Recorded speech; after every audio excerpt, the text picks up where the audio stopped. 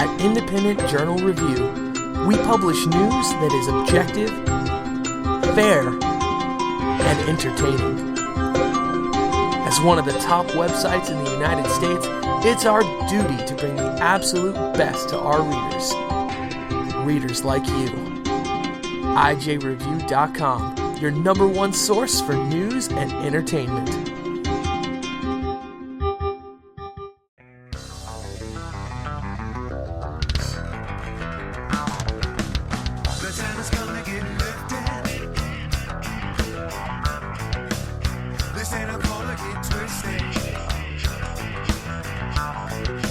Hey, this is Alfonso Rachel with 20 Pound Sledge and PJTV Zone Nation, and you're listening to VLR.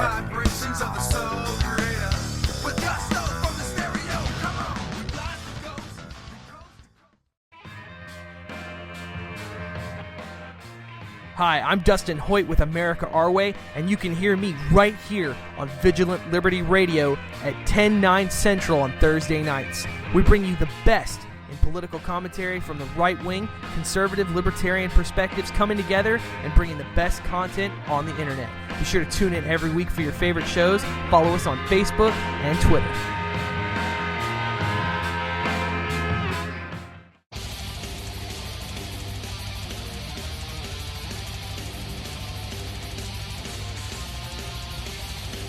Hey, this is Johnny Cates, author of Buzzkill, and you are tuned in to Vigilant Liberty Radio. Get it on.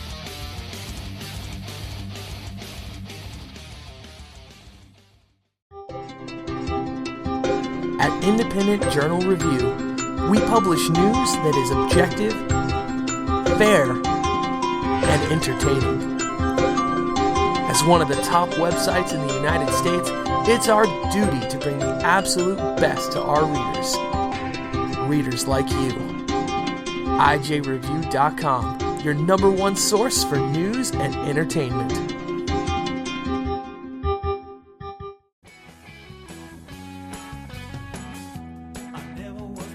Hi, this is Taylor, and while you're listening to all the other great shows here on Vigilant Liberty Radio, be sure to check out my show on Saturday nights called Saturday Night Cigar Lounge. You never know what we're going to talk about. It's always a fun time.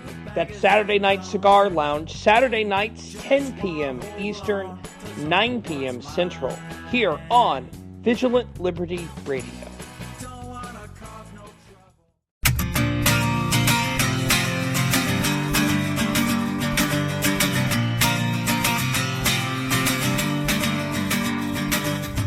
Watson Prunier here from Battle for Freedom on Vigilant Liberty Radio.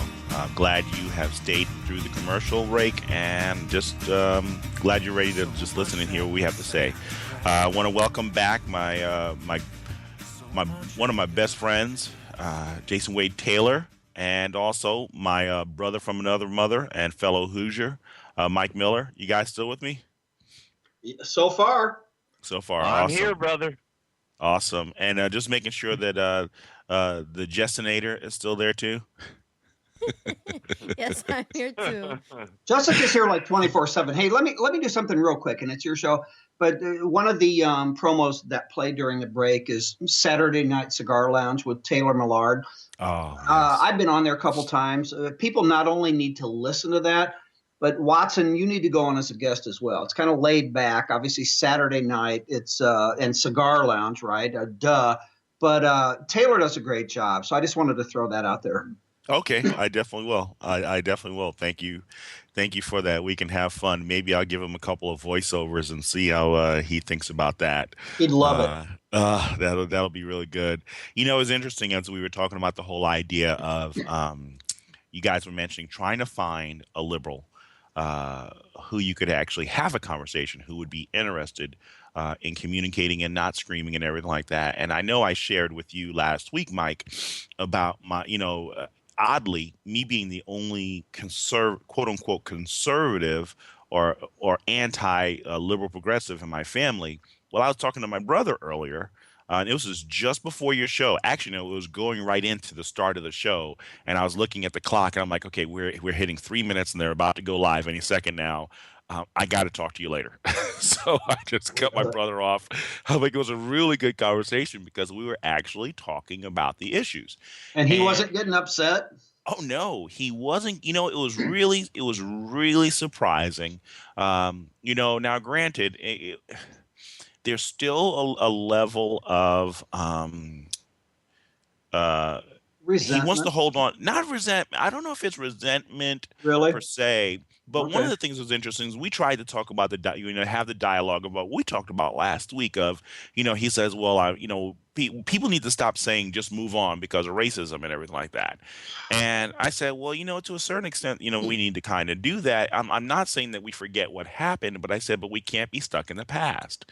And I said, one of the things that were lacking in our public education systems. I kind of talked to him about, pick up the DVD from D'Souza, America, Imagine a World Without Her. Right. And I Right. started talking to him about some of the things that are in there. I told him about, and he was well aware of the Irish boys that were kidnapped and brought here as indentured servants, technically slaves. Right. And he says, well, yeah, but I hear that a lot from people who want to divert. And I was like, no, this is not about diversion. I said, but the thing about it is that we have to understand that blacks weren't the only people who were wronged during the time of slavery. There were other people who were wronged, and If you, and we, and he just was like, well, you're just diverting right now. You're just diverting right now. And I'm like, no, it's not about diverting. It's just we need to open up and have a better picture of understanding. Everybody has been a victim to some and you're extent. Yeah, and you're exactly right. I mean, you go back to the beginning of mankind, someone has always been subservient to someone else. You can go back to Jews in bondage in Egypt. You can go they used to call it the Orient, the Asia. You can go to heck. I mean, slavery in Europe happened, and I'm talking about black folks under slavery, happened before it happened here, and.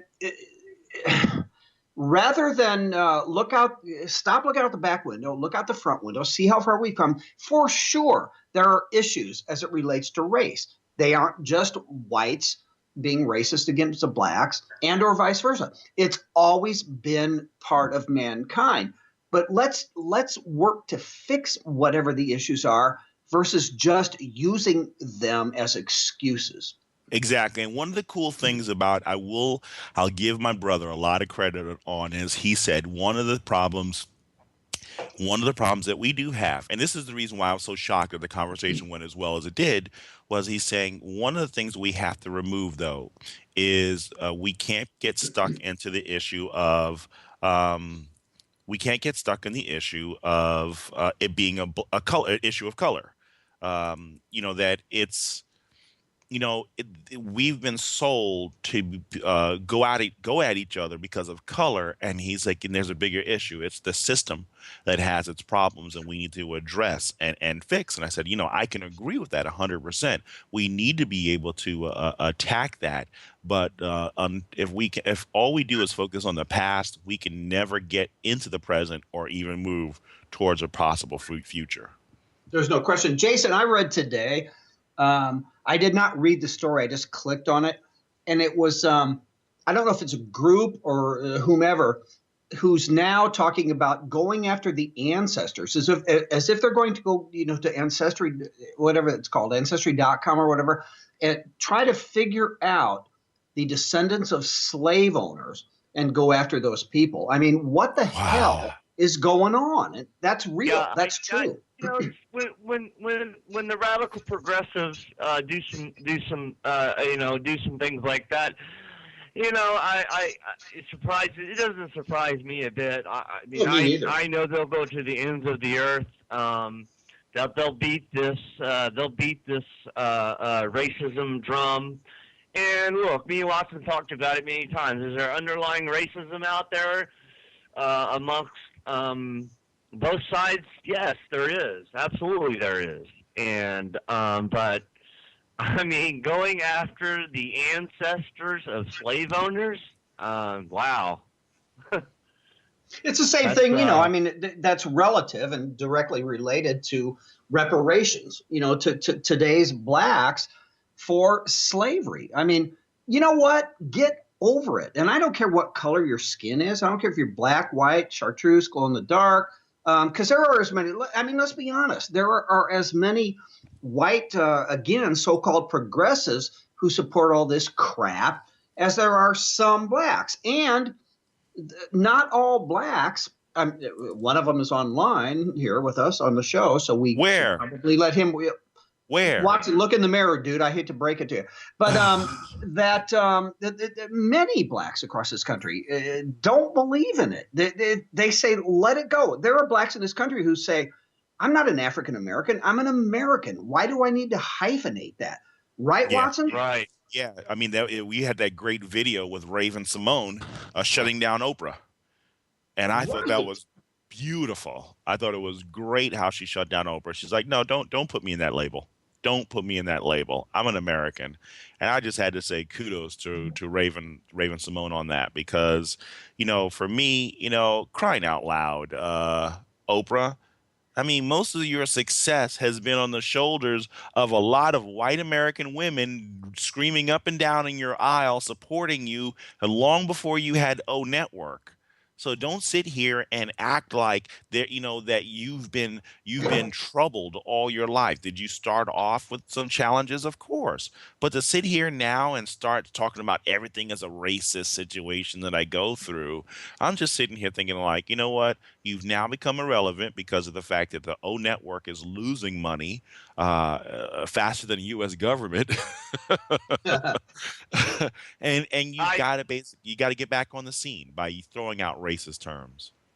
Absolutely, Mike. I like to ask you something, and Watson, a question to you too.